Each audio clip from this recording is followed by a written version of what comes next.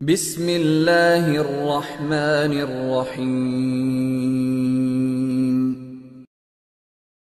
جب چوٹیں آدمی مارتا ہے تھوڑی تھوڑی اپنے نفسانی خواہشات پر، تو پھر اللہ تبارک و تعالیٰ کی تجلیات آتی۔ یہ جو حدیث میں آیا نا کہ جب ایک مرتبہ فرض کرو کہ بد نظری کرنے کو دل چاہ رہا تھا اور بندے نے اللہ کی خاطر اپنی نگاہ کو بچا لی، تو حدیث میں آتا ہے کہ اس کو ایسی لذت اللہ تعالیٰ عطا فرمائیں گے کہ جو اس بد نظری کی لذت سے ہزار درجہ بہتر ہو۔ جیسے خارش کا مریض ہوتا ہے نا تو کھجانے میں لذت آتی ہے نا، یہ گناہ کی جو لذت ہے وہ کیا ہے؟ خارش، سمجھے نا، یہ خارش کی لذت۔ اور اگر جتنا کھجاؤ گے اتنا ہی مزہ بھی آئے گا، آگے تکلیف بھی ہوگی، اور اگر ذرا تھوڑا سا اپنے آپ کو روک لو، بھائی کھجانا نہیں ہے اور زخم ہو جائے گا یہاں پر، تو کیا ہوگا کہ پھر رفتہ رفتہ وہ خارش بھی ختم ہو جائے گی۔ تو اسی طرح گناہ کی لذت ہے، تو جب اللہ کے لیے کوئی چھوڑتا ہے اس کو، تو فرمایا کہ اس کی لذت کہیں زیادہ ہے۔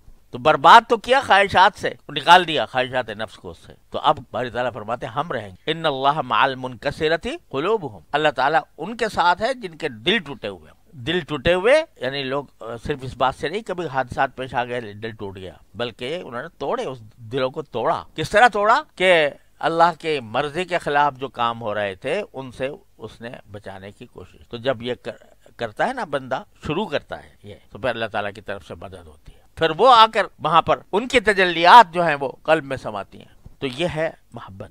اب حاصل کیسے ہو؟ تو ایک تو بات ہے جو میں نے عرض کر دی کہ تھوڑا سا توڑو اس کو، زبردستی توڑ کے دیکھو تو یہ توڑ کے کچھ اور بنے گا۔ دوسری بات یہ کہ اہل محبت کی صحبت، کہ جن کے دل اللہ کی محبت سے آباد ہیں، اللہ تعالیٰ نے ان کو اپنی محبت سے آباد فرمایا، ان کے پاس بیٹھو گے نا تو بیٹھ کے ان کی محبت کی گرمی تمہاری طرف بھی منتقل ہو۔ تو یہ پاس بیٹھنا، صرف بیٹھو، پھر اور بھی کچھ نہیں، صرف بیٹھو بھی، صرف ساتھ بھی چلو، ساتھ میں بھی رہو، تو یہ صحبت کی نتیجے میں ان کے دل میں جو گرمی ہے وہ تمہاری طرف بھی آتی جائے گی۔ دیکھو کوئی شیخ، کوئی استاد کسی کو کوئی کچھ نہیں دے سکتا، دینے والا اللہ ہے ہر حالت۔ حضرت فرماتے ہیں کہ اس واسطے اللہ تعالیٰ کی سنت یہ ہے کہ کسی واسطے سے دیتے ہیں، چاہے شجرے طور ہی کیوں نہ ہو، تو یہ اس کی سنت ہے۔ تو اس واسطے جب بندہ اس طلب میں جائے گا کہ میں اس نیت سے جائے گا کہ ان کے پاس رہوں گا، جو اللہ تعالیٰ نے ان کو کچھ عطا فرمایا ہوا ہے تو وہ ان کی برکت سے اللہ تعالیٰ مجھے بھی ایک وائرلیس کنیکشن کے ذریعے مجھے دے گا۔ تو سب سے پہلی چیز جو ہے وہ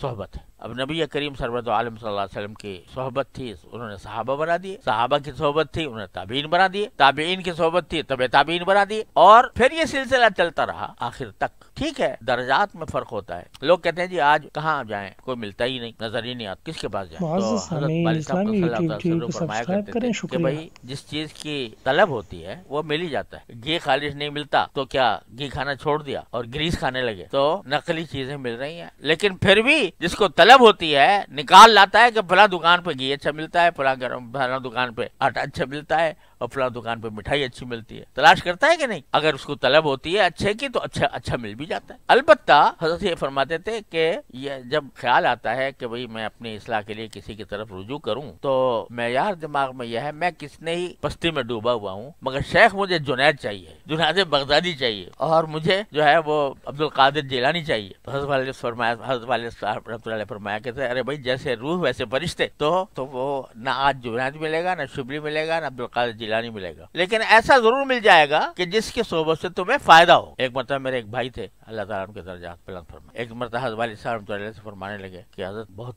دل چاہتا ہے کہ کسی سے اصلاحی تعلق ہو، مگر یہ کہ کوئی نظر ہی نہیں آتا، اور حضرت والد صاحب رحمۃ اللہ کے صحبت میں دیکھے ہوئے تھے تو اس واسطے اس مقام کا آدمی نظر نہیں آتا تھا، کوئی تو نظر نہیں آتا۔ حضرت نے والد صاحب نے فرمایا یہ تکبر نکالو دماغ سے، اپنی مسجد کے مؤذن کے پاس جا کے بیٹھا کرو، اس سے تمہیں فائدہ ہوگا، کم از کم 5 مرتبہ وہ اللہ کا کلمہ بلند کرتا ہے۔ تو اس لیے کہتا ہوں کہ سب سے جو محبت کا راستہ ہے جو آگے شریعت کو آسان کرتا ہے تو وہ اس کا راستہ ہے اہل محبت کی۔ بعض اوقات ایسا ہوتا ہے، میں نے ایک مرتبہ اپنے حضرت سے پوچھا کہ حضرت اتنے دن ہو گئے آپ کی خدمت میں آتے ہوئے اور اب تک کا تعلق بھی الحمدللہ اللہ نے بنا رکھا ہے، حاضری ہوتی رہتی، تو لیکن اب میری حالت تو وہی ہے جو پرانی تھی، کوئی فرق نظر نہیں آتا، وہی حالت۔ تو حضرت نے فرمایا کہ جب تم چھوٹے تھے، بچے تھے، تو اس وقت جب روزانہ اگر ناپو اپنے آپ کو کہ بچے کی روزانہ پیمائش کرو، بھائی آج کتنا ہے اور کل کتنا تھا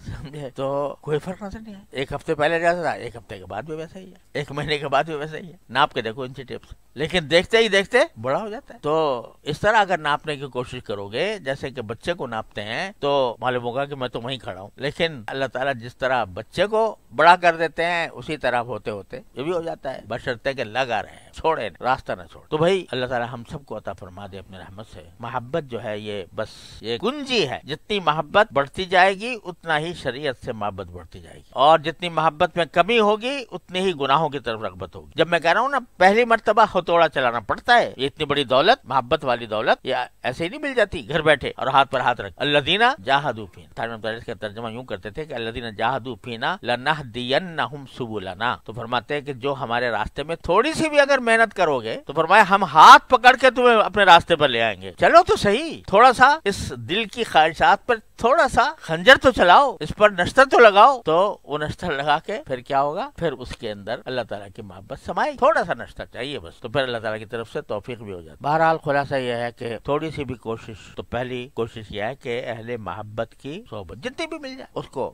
اختیار کرنا. دوسری چیز ہے کثرت ذکر, اور کثرت ذکر کے لیے معین ہوتا ہے اللہ تعالیٰ کی نعمتوں کا استحضار. اللہ تبارک و تعالیٰ کی نعمتوں پر سوچنا, مجھے کیا کچھ نواز رکھا ہے میرے مالک. ہم سوچتے ہی نہیں, نتیجہ یہ کہ وہ غفلت طاری رہتی ہے. جتنا سوچو گے کس طرح میری آنکھیں کام کر رہی ہیں, کس طرح میرے کان کام کر رہے ہیں, کس طرح میرا منہ کام کر رہا ہے, کس طرح میرے دانت کام کر رہے ہیں, تو جو کچھ نعمتیں حاصل ہو رہی ہیں اللہ تبارک و تعالیٰ کے فضل و کرم سے اس کا استحضار. تو تین باتیں عرض کی میں نے, ایک اہل دل کی صحبت, دوسرے کثرت ذکر, چلتے پھرتے ہی صحیح. حضرت گنگوئی رحمۃ اللہ علیہ فرماتے ہیں کہ کتنا ہی بے دھیانی کے ساتھ ذکر کیا جا رہا ہو نفع سے خالی نہیں, اور اللہ تعالیٰ کی نعمتوں کو استحضار جتنا کیا جائے گا اتنی محبت بڑھے گی. اور یہ مانگتے بھی رہو, اللہم انی اسألک حبک, اے اللہ ہمیں آپ کی محبت میں عطا فرما. تو کوئی دشمنی ہے ہمارے سے کہ وہ نہ دیں گے. ما یفعل اللہ بعذابکم ان شکرتم وآمنتم, ارے اللہ تمہیں عذاب دے کے کیا کرے گا, قرآن کہہ رہا ہے اگر تم شکر گزار بنو اور ایمان لاؤ. یہ بدگمانی رکھنا کہ میں مانگتا رہوں گا اور مجھے ملے گی نہیں, یہ بندے کی ناشکری. تو مانگو, دیں گے, وہ ضرور دیں گے.